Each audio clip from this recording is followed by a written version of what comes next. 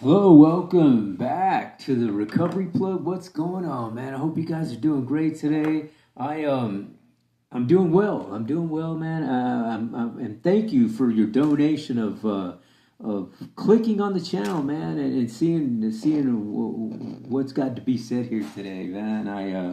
I got something that I want to talk to you guys about that I believe. A little bit of a powerful subject, I think. Something that I know to be powerful because I practice it in my own spiritual life and my life of recovery and spirituality. So something I want to share with you guys. So before we get too far into that thing right now, what I want to do is just ring us in real quick, and I'll ring us in, and then we'll get started, man. So. Let me set this thing down here, and we'll get started here. Let me get these bees, and I'm going to ring us in. So if you would indulge me, moment of silence.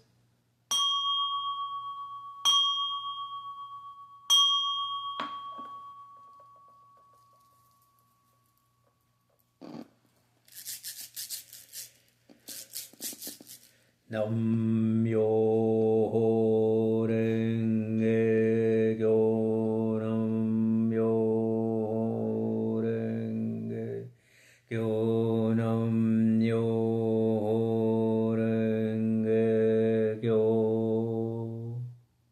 Eternal Buddha Shakyamuni, please guide us. May the energies resonate with us today. May they bring us clarity. May they bring us a new way of looking at things. May they bring us some healing. May they bring us an alignment of where we're supposed to be at, what we're lacking perhaps. Again, thank you. All right. Well, now that we got that done,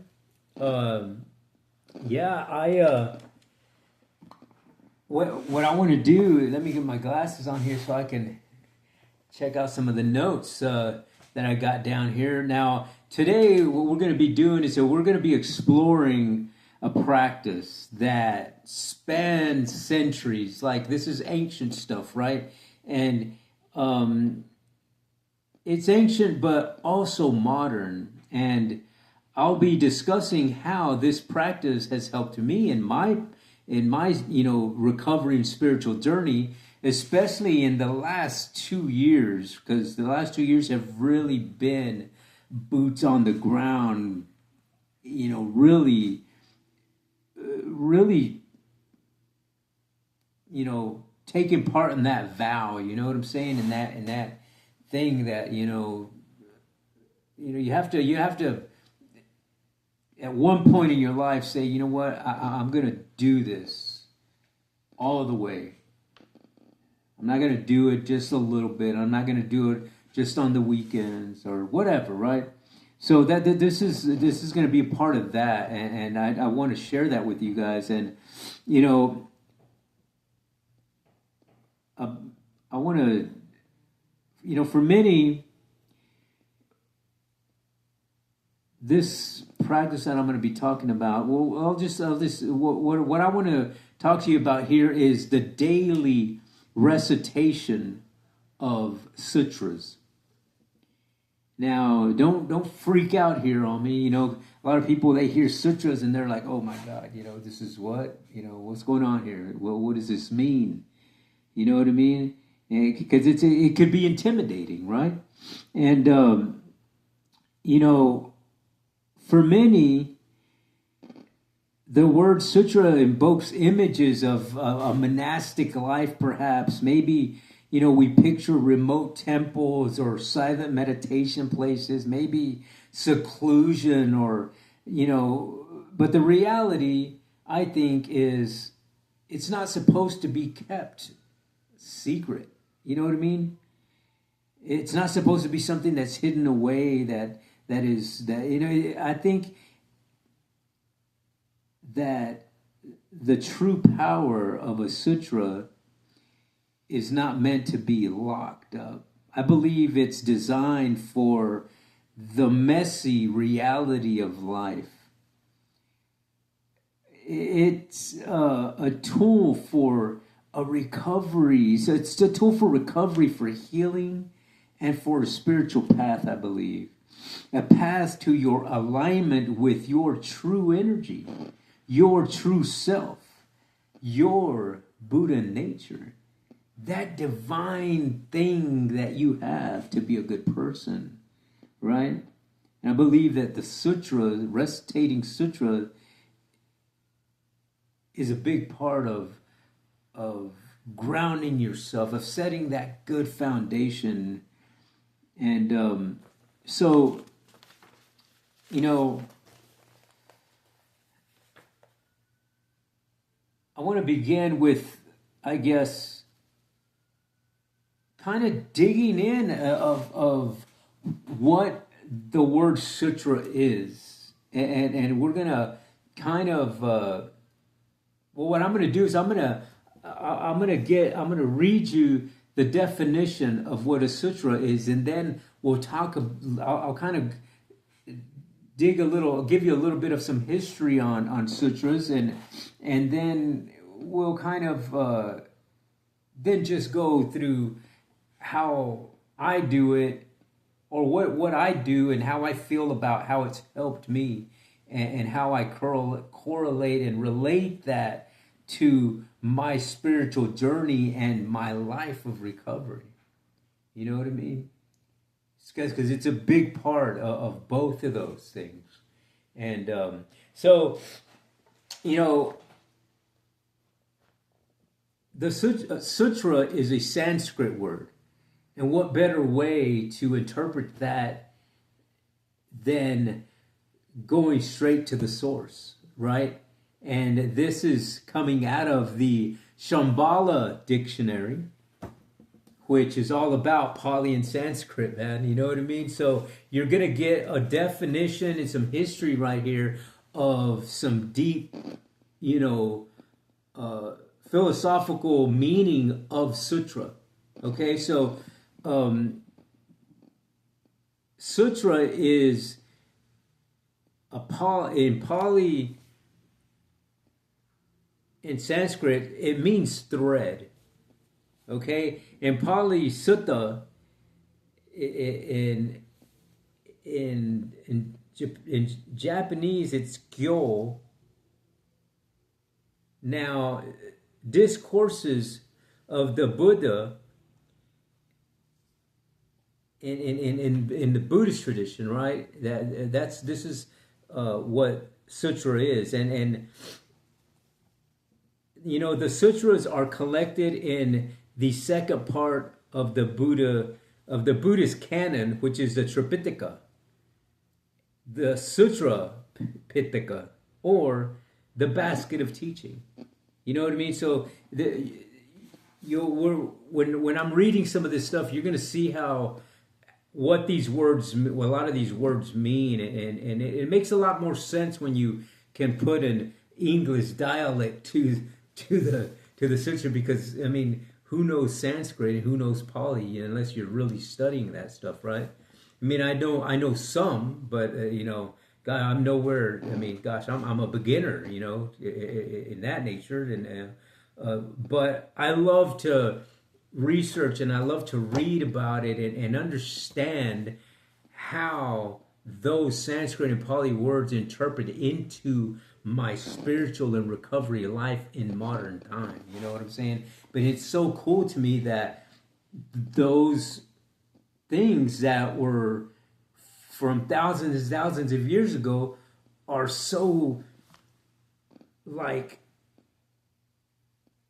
interrelated in modern times. You know what I'm saying? In modern society, it's the same. You know what I mean? Go figure, right?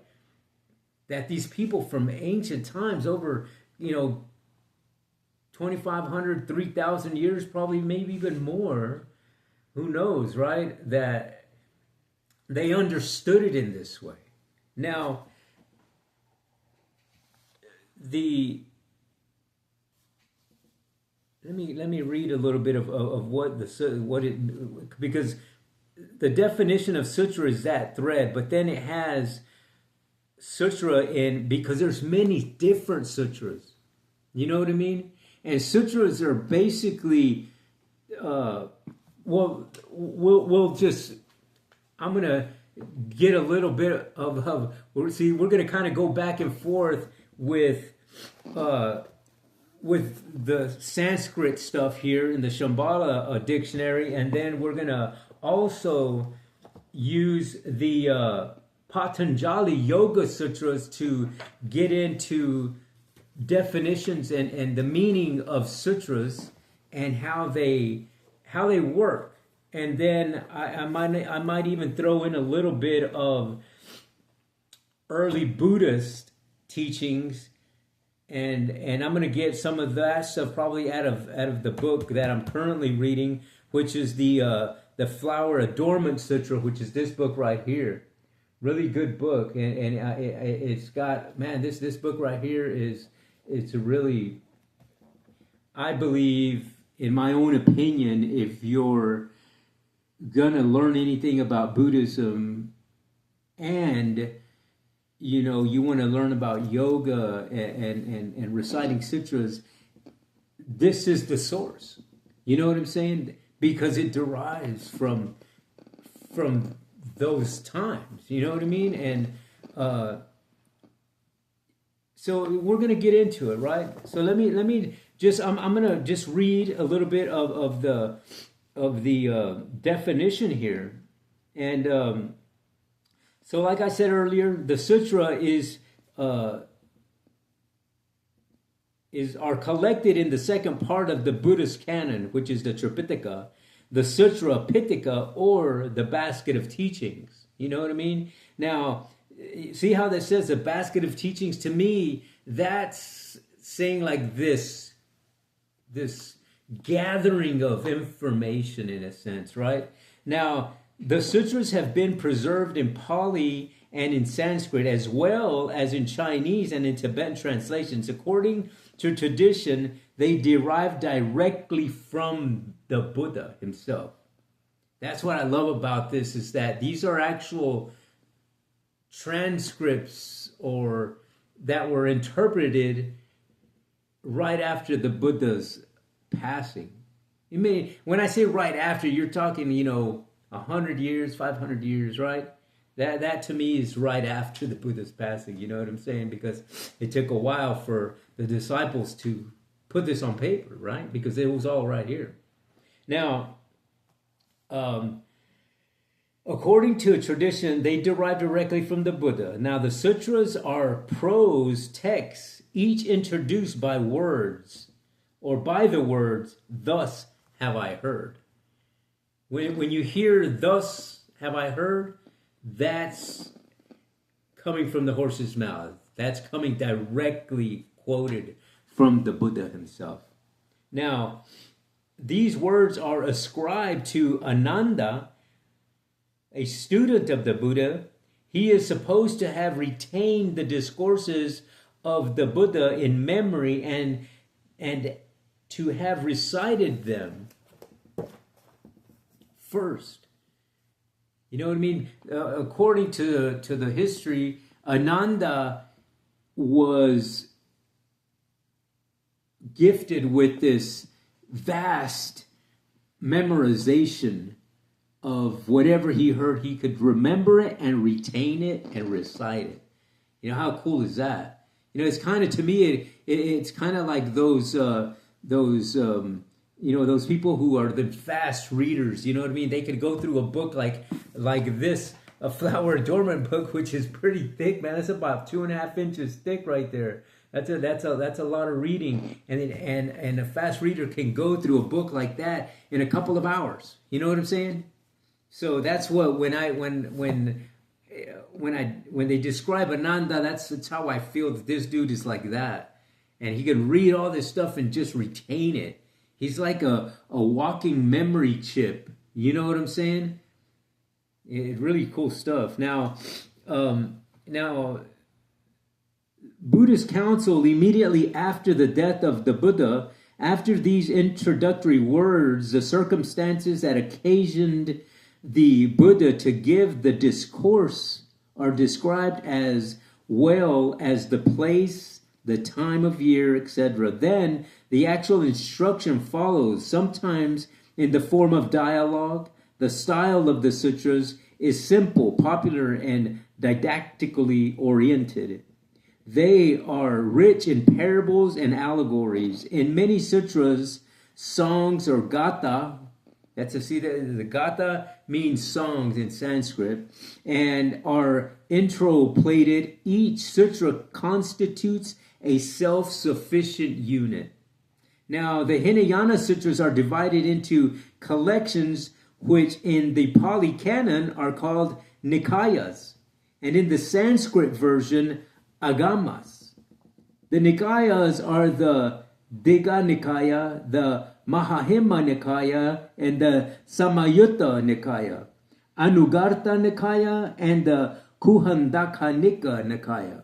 Now, along with these Hinayana sutras, a great number of Mahayana sutras are also preserved. They were originally composed in Sanskrit, but are for the most part extant only in Chinese or Tibetan translations. They are taught to have been composed between the 1st century BCE and the 6th century CE. They adopted the external form of the Hinayana sutras. They also begin with the words, "Thus have I heard," and description of place, occasion, and persons present. The three types of Mahayana sutras are differentiated: the Vailyapuya sutras, Dharanis, and independent sutras. As to content, two current of the traditions can be recognized: sutras based on faith, or Shraddha, which treat Buddhology and Bodhisattva teachings and stress devotion. Their area of origin is probably northern India. In these sutras, no bounds are set to the imagination. Buddhas and Bodhisattvas perform countless miracles in limitless space and endless time.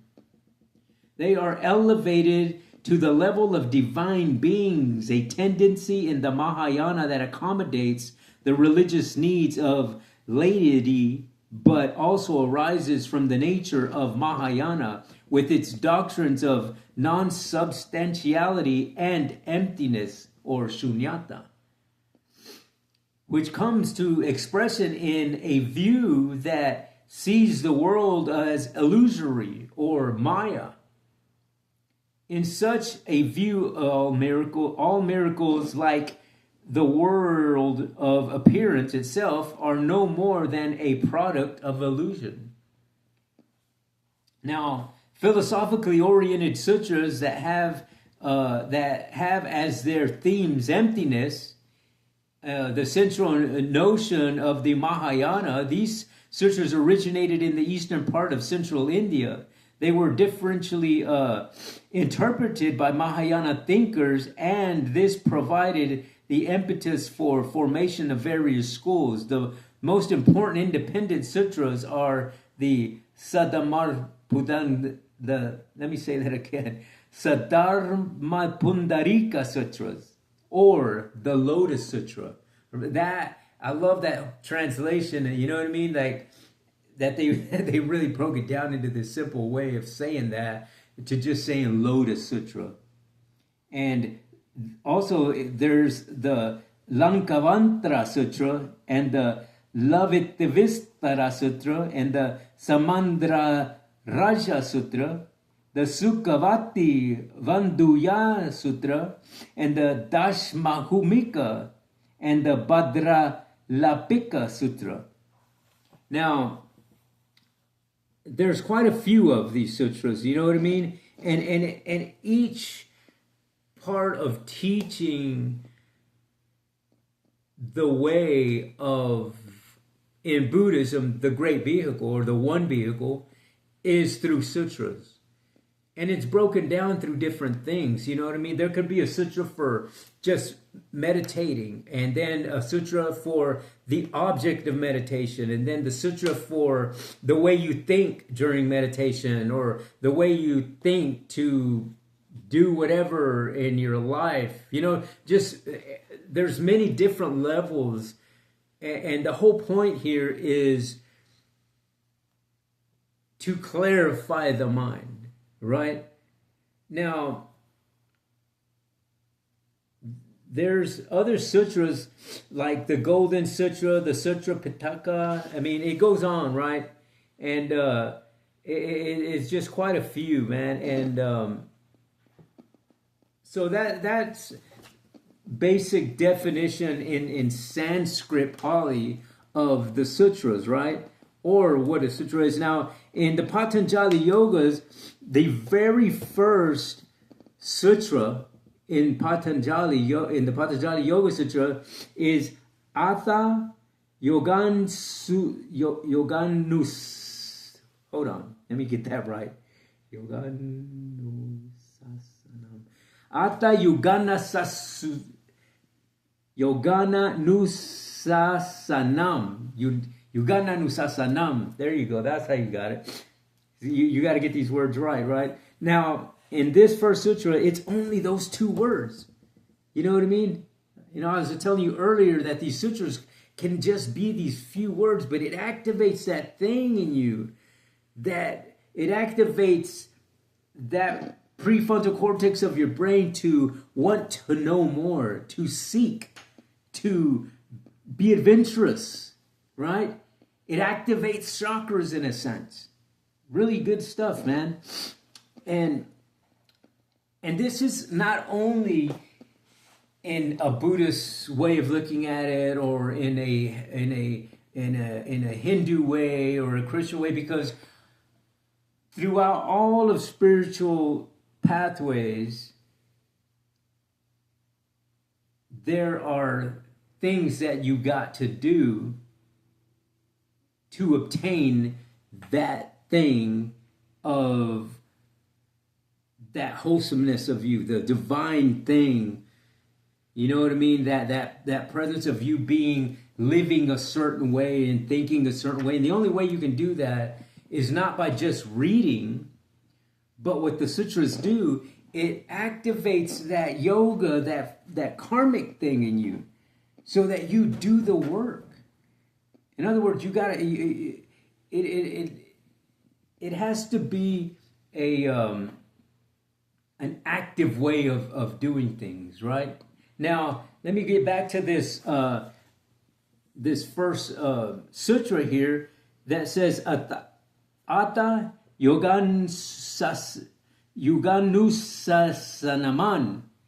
And the Ata means now yoga. It means right now. That's the which equals yoga anusasanaman. Now, the yoga anusasanaman equals the exposition or the instruction. So that's what that first one's telling you. It's telling you that right here at the very start, you got to follow the instructions to understand what the recitation of the sutra is going to mean. You know what I mean? You can't. It makes no sense to just say sutras.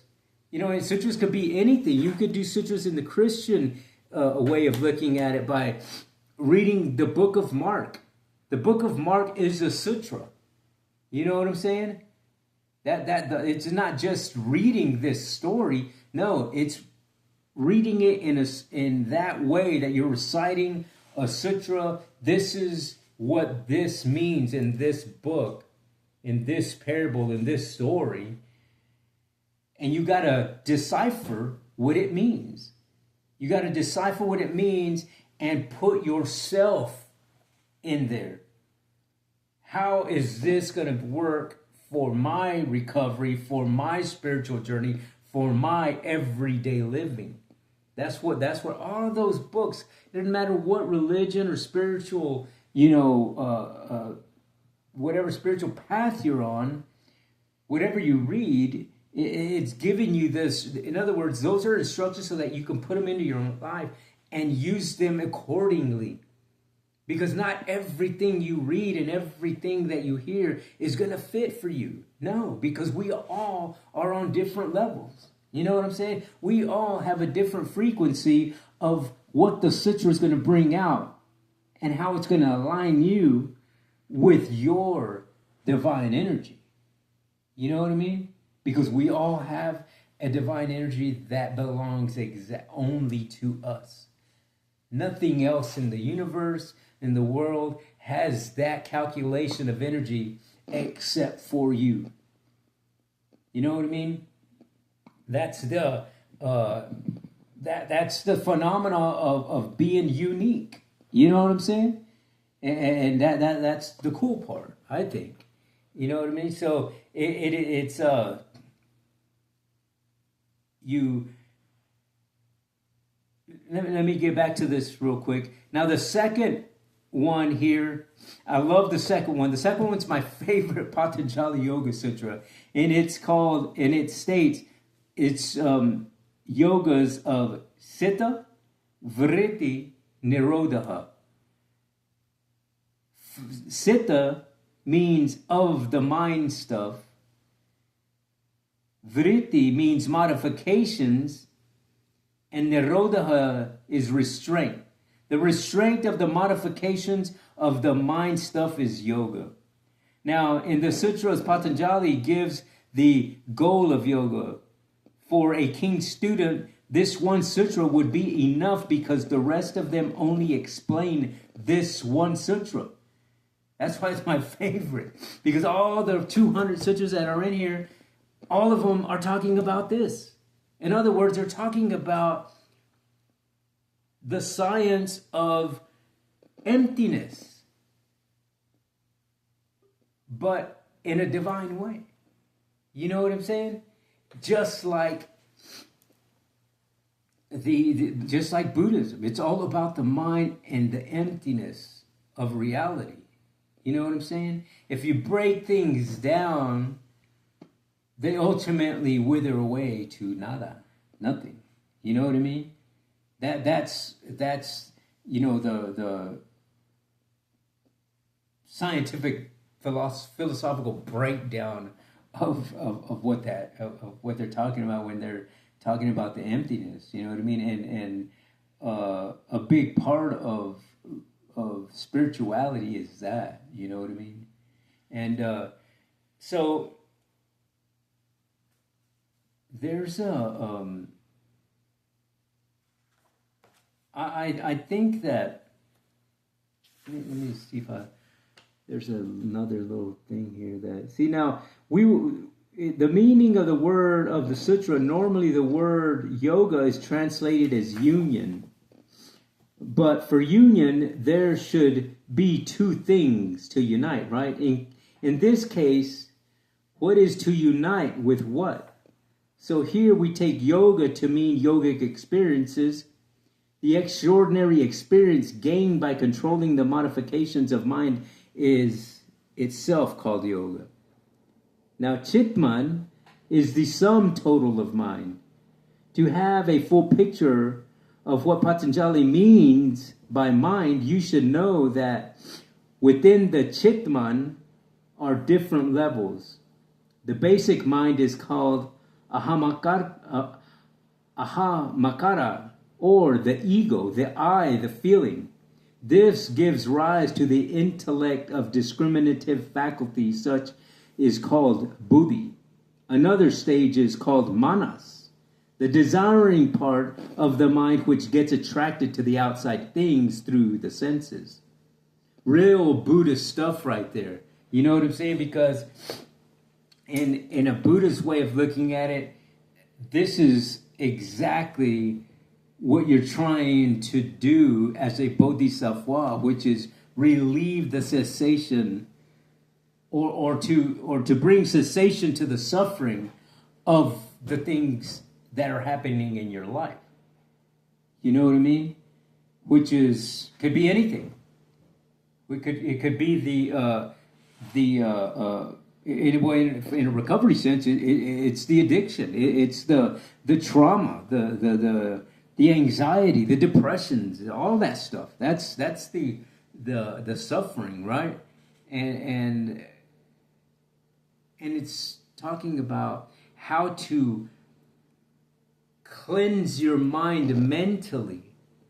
You know, you guys gotta don't think that you're getting rid of stuff from the external view of things, right? No, this is talking about a mental capacity, a thought process that needs to change so that you look at things through a different lens, so that you understand that they're suffering. You understand that you're struggling. You understand that there's going to be obstacles in your life. You know, you can't just think that recovery just comes by going to one meeting or by stopping using one day, or, you know, or the anxiety is just going to stop automatically, or, you know, or whatever, right? You know what I mean? You're always going to have that suffering. What I believe reciting sutras does, it purifies the thought process of you, because you're doing this on a repetitive basis. You know what I'm saying? And when you do stuff on a repetitive basis, eventually it gets purified. Eventually, that's what you're doing. You're purifying that mental thought process, which in turn there purifies the heart, which in turn there gives action to this purified action, which in there turns you give that purified action to someone else. You know what I'm saying? And the cycle keeps going. So when you're doing this in that sense of what it was called here in the Patanjali was the Citta Vritti Nirodha. You know what I mean? The mind, the heart, and the action of stopping, the cessation, the nirodha, right? The restraint. And when you do it on a daily basis, man, you start thinking differently. You start doing things and looking at things in the sense of right view. So when you do that, you start not only transforming your mental thought process of how you think, but it also brings in that thing of mindfulness and compassion in you, that you start wanting to alleviate other people's suffering. Because if you're doing it just for you, you get stuck. And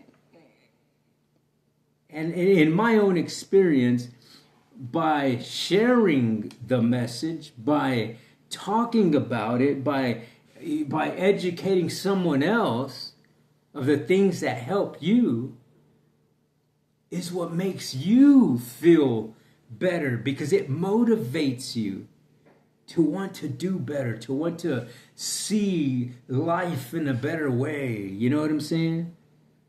I could remember being in the addiction and every day using, and every day hating it, and every day hating that I was doing that to myself. In turn there, I was acting out to other people, not caring about them and not being there for them and that sort of stuff. You know what I'm saying? So it all goes, it all relates to that cause and effect type thing. You know what I mean? Everything is derived through cause and effect, through interdependent upon something else. You know what I'm saying? Now, if you're living a life interdependent on something else, if you do it in a divine, in a good sense, then that's what's going to come back to you. You know what I'm saying? That's the purification of the mind. And the purification of the heart, which in turns there gives you a purification of action, which in there makes you spread that, and in turn there purifies your karmic energy, that it aligns you with the energy that you're supposed to be at, because it all comes back full circle. You know what I mean? That's the power of manifestation. That's the power of recitation of prayer. That's why they say if you pray and more than one person does it in the same area or whatever for the favor or the same thing, the power of that reciprocates. You know what I'm saying? It keeps going and going and going. And the thing is that when you keep doing it on a repetitive basis, and in a recovery sense, on the daily, then that's what keeps coming back to you. You know what I'm saying? That's why it works. You know, you're talking about proven methods. This isn't something that was just, thought about. No, this is something that was proven through Siddhartha Gautama, the Buddha, the enlightened one. He lived it. He woke up from the deep concentration of samadhi and figured out, wow, this is how you do it. And this is what Ananda heard from the Buddha himself. Thus have I heard, gives you all these sutras. You know what I mean? The sutras come and derive from all these disciples who heard the Buddha, and then they put it into their own not their own interpretation, but they interpret it in different ways. So that, and they're interpreted in different ways, I believe, because the Buddha himself said, not everybody is at the same capacity. You know what I'm saying? The power of that recitation comes to you at the capacity of you. You know what I'm saying? That's the seed. Everybody has the seed. All you got to do is water the seed. And the watering of the seed means action. It means you got to put the boots on and get to work. And that means the daily recitation, the daily practice, the daily service work, the one day at a time.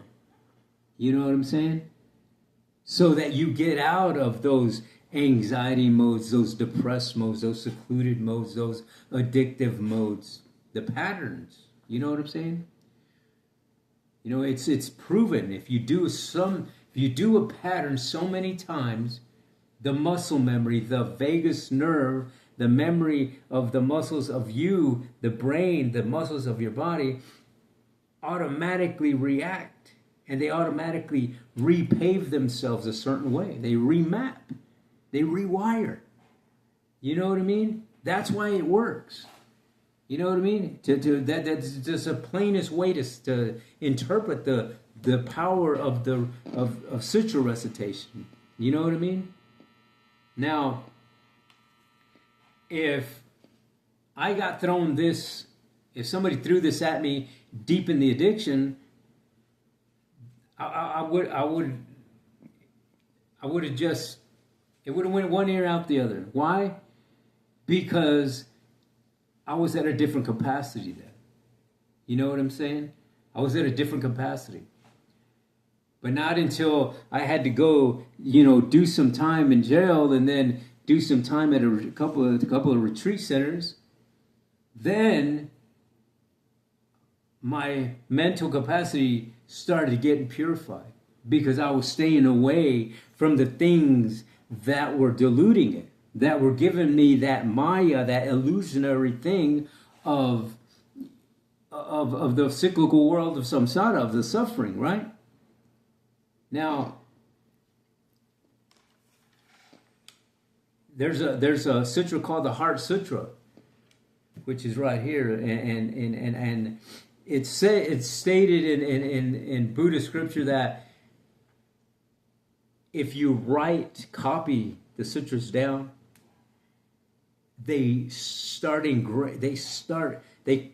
like a skillful means way of advancing yourself, I guess, in in a way of a bodhisattva, right? Now, I wrote this Heart Sutra down a while ago. It's been, I don't know when I wrote it down, but this paper's kind of old. And, I wrote this Heart Sutra down, and I had no idea what I was writing. But I read it in the Lotus Sutra, the Threefold Lotus Sutra. Part of this Heart Sutra is in the Threefold Lotus Sutra, and I remember reading it. And then I heard a Venerable Guan Chang from Canada has a monastery up there, and I took his course online, and it's a course of like, oh gosh, I don't think it's like 28 or 38 classes, and it's a breakdown of the Heart Sutra, and one of the very first things was to write it down, and to try to put it into memorization. And the only way to do this is if you do it on a daily basis. And so I started reciting the sutra on a daily basis, and even tried to memorize it. You know what I mean? And not only just once a day. I'm talking. I started copying some of the Tibetan monks that they recite the sutra 27 times or 37 times, something like that. So I decided that I was going to adopt that number. So for many months, I would do it 27 times a day. You know what I mean? I don't do it as many times anymore, but I do it daily because it's part of my sutra recitation. But I wouldn't been able to recite it like I do now had I not done it consistently, right? Now I want to just recite it to you just so that you hear it, and it's called the Heart Sutra. The Heart Sutra, Prajna Paramita Hydra Sutra. Avalokitesvara Bodhisattva, when practicing the profound Prajna Paramita, perceived that the five skandhas are empty and thereby became free from all suffering. O Sariputra, form is none other than emptiness. Emptiness is done different than form. Form is emptiness. Emptiness is form. The same is true with perception, conception, volition, and consciousness. O Sariputra, all dharmas are characterized upon dependence about causation. They are neither created nor do they perish, neither defiled nor immaculate, neither increasing nor decreasing. Therefore, in emptiness there is no true form. There is no perception, no conception, no volition, no consciousness, no eye, ear, nose, tongue, body, or mind, no form, sound, smell, taste, touch, or object of mind, no realm of the eyes up to no realm of consciousness, no ignorance or its extinction, up to no old age, no death, nor their extinction. There is no suffering, no cause of suffering, no extinction, no path, no wisdom, and also no attainment, because there is no object to be attained. The Bodhisattvas, through practicing Prajnaparamita, have no obstacles in mind. Having no obstacles, they overcome fear, liberating themselves forever from delusion, ultimately revealing nirvana. All Buddhas of the past, present, and future, relying on Prajnaparamita, attain Anuttara Samyaksa Sambodhi. Therefore, one should know that the Prajnaparamita is the great supernatural mantra, the great, bright, unsurpassed, and unequal mantra, the destroyer of all sufferings, the truth. A mantra of Prajnaparamita should therefore be proclaimed. This is the mantra. Gate, gate, paragate, parasavagate, bodhisva. Gate, gate, paragate, parasavagate, bodhisva. Gate, gate, paragate, parasavagate, bodhisva. Gate, gate, paragate, parasavagate, bodhisva. Gate, gate, paragate, parasavagate, bodhisva. That's the Heart Sutra mantra. Now, and that's reciting the sutra. That's reciting a sutra, and this particular sutra is just, it's beautiful to me because it talks, if you study these things and understand the concepts of what they mean and what they're trying to do for you, then you can put them into practice in your own life. And by doing this sort of stuff, this is just a minute part of the things that I do, but I wanted to just throw that in there because we're talking about sutras and the power of them. And I believe that the power of them is that energy. Because when you're reciting sutra, you're reciting them in a mantra type of way that's bringing out this vibration of the sound of the universe, which is the Om sound. And that when you're doing it in that type of way, you start talking to the energies that are out there in the universe that match your energies. You start finding that alignment of your energy, and when you do that, man, things start happening in your life. And I don't know how many times that I say this, but it's just, it's, to me, it's amazing that it's something that I know for sure works, but you can't see it. You can just mentally understand it and feel it in that energy of that wholesomeness of you. Kind of hard to explain, but that's the only way I can explain it.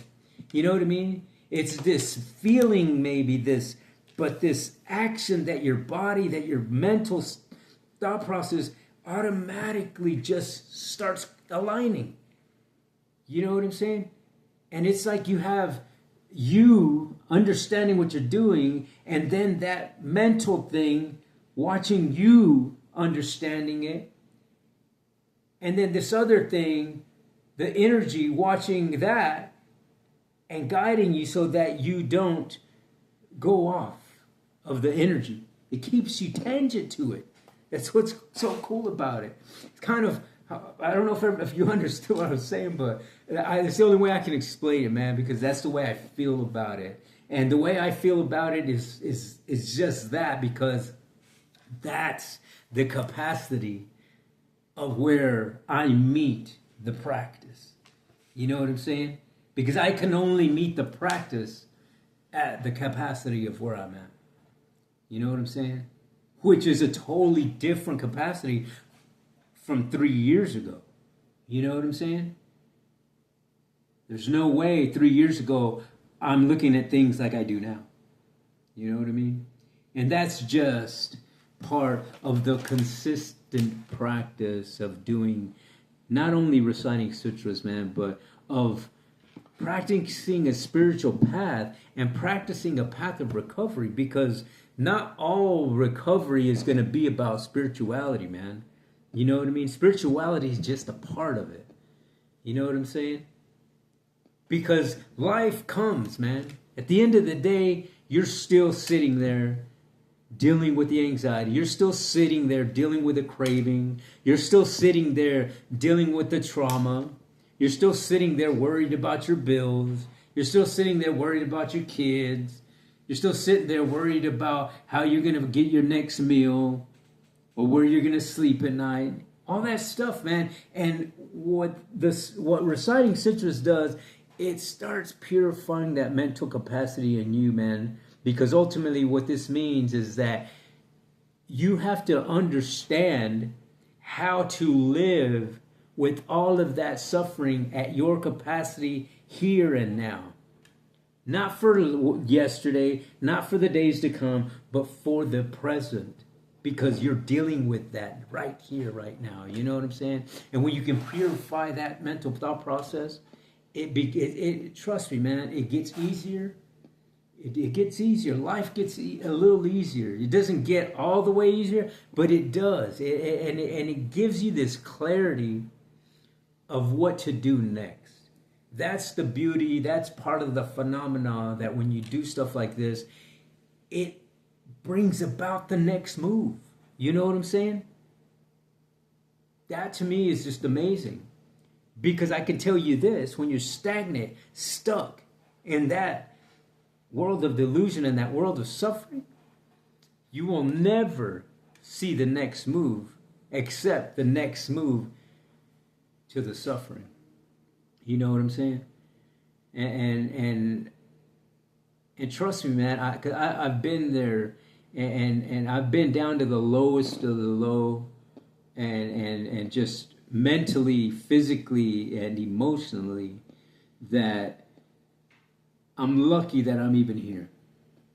I could just say that because I've known and seen a lot of people that didn't make it. You know what I'm saying? Some of them saw the easy way out, and some of them got sucked into the suffering. and they never came out of it. You know what I'm saying? It consumed them so much that it took their life. You know what I mean? In many different ways. And all I know is that I'm grateful that somewhere along the line, a seed got watered. I found a well to water the seed. You know what I'm saying? Somewhere along the line, there was a cloud of rain that rained on me enough to show me the next move.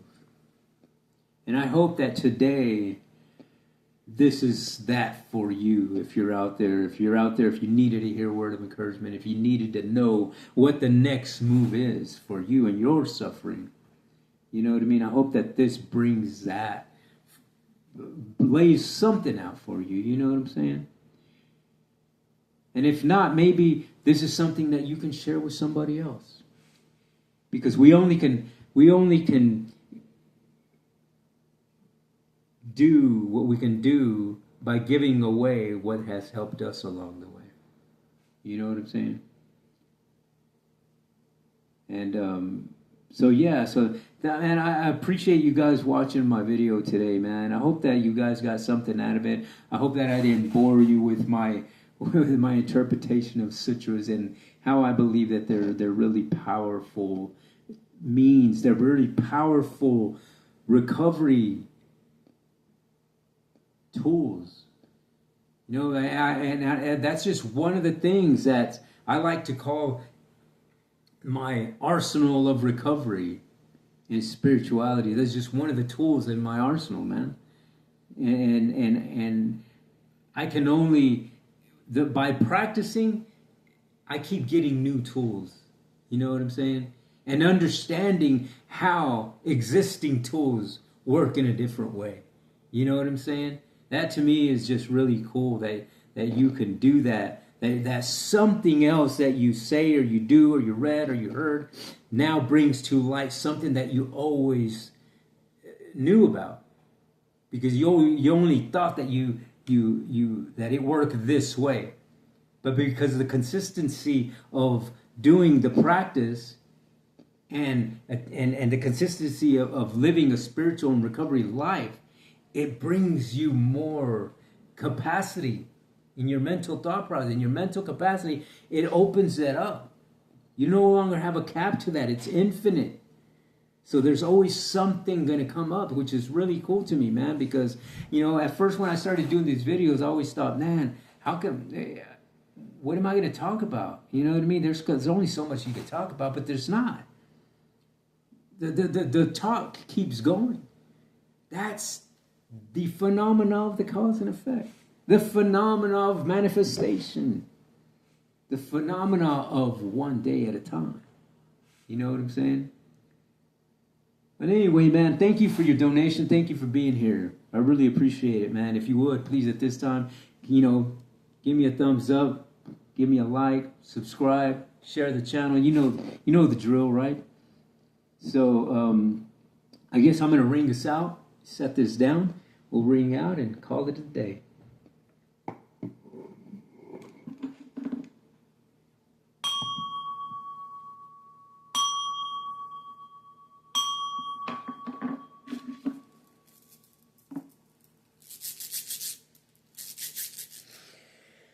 Nam-myo renge kyo, Nam-myo renge kyo, Nam-myo renge kyo. Eternal Buddha Shakyamuni, thank you for guiding me. Thank you for being here. Thank you for allowing the energies to just resonate, to ground, to just share. Thank you. Thank you all. Alrighty. Well, I guess until the next time, when the smoke clears, I am the Recovery Plug.